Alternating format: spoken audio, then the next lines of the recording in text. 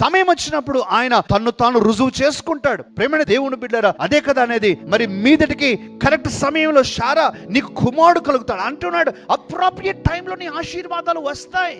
నువ్వు తొందర పెట్టవలసిన అవసరం లేదు, కంగారు పెట్టవలసిన రోజుల్లో పేపర్లలో, న్యూస్లలో, సోషల్ మీడియాలో ఎంతో మంది యవనస్తులు చనిపోతూ ఉన్నారు, ఆత్మహత్య చేసుకుంటున్నారు. కారణం ఏంటంటే they are not being comforted, they are not being counselled properly. వారు అనుకుంటున్నారు, అరే నువ్వు ఫెయిల్ అయిపోతే నువ్వు వేస్ట్ రా అని అంటూ ఉన్నారు. No, failure is not a waste. ఒక సబ్జెక్ట్ 2 సబ్జెక్టులు పోవటం ద్వారా జీవితం ఏమీ అయిపోలేదు. మనకు తెలిసిన గొప్ప గొప్ప వారు ఎంతో మంది జీవితంలో 1-2 సార్లు ఫెయిల్ అయిన వారే. ప్రేమైన దేవుని మెటీరియలిజం గురించి మనం కాస్త ఆలోచించాలి.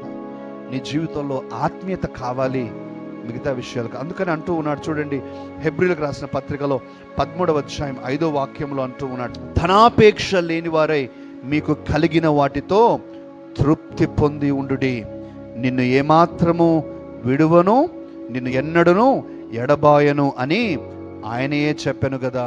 Don't run after money and materialism. నీకు ఎప్పుడు ఏది అవసరమో అది ఆయన ఇస్తాడు. Amen, praise the lord. You don't need cash, you need faith in life. నీకు విశ్వాసం కావాలి.